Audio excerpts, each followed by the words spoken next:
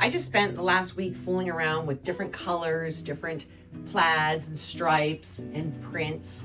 And I even fooled around with taking my bars and sewing them all together to make a 6x6 square. And I just had a lot of fun with scrap pieces, with adding prints, with adding yarn dyes.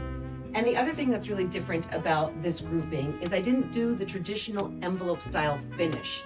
Instead, I sewed a lot of tops together, and then my friend put them on her long arm, and she did a matchstick quilting across the entire piece, in which I then cut them up and I bound each quilt or each table runner.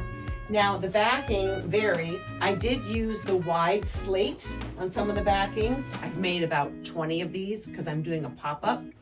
And there's the slate again, there's slate again, and then here's some Essex and more slate. And then I think these are Essex under here.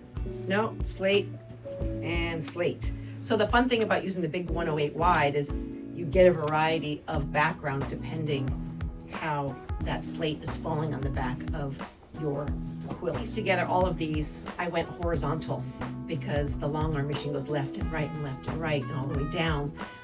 So cutting them, I decided to make the narrowest binding I could do, which is a 2-inch cut, folded over. And then I usually did a narrow binding by attaching the binding on the front and pulling it over on the back, and then machine stitching on the back. I can show you that.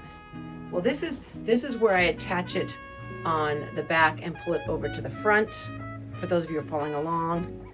And the same thing, it's a little narrower on the back than it is on the front. With the finish that you like, but this is just a idea. I don't have a pattern. I'm just asking you to if you've done this before, how can you make it a little different? How can you change it up? How can you have fun?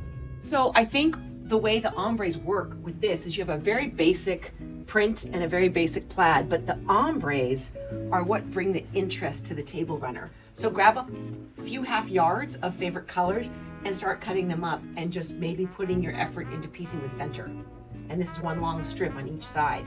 Here, I've used a plaid on each side with a little bit of gold and a really narrow binding that I attached to the front and then top stitched on the back. You see, it's really nice. And even my corners look beautiful. Look at these beautiful corners. Here I'm using an Essex binding, which works and hides any stitching that you do, which is really nice. And then here I've got the ombre sky bars that I've attached to give you a little bit of a different feeling in how fun your mixing and matching of ombres can be. So I had run out of this fabric and it wasn't quite long enough.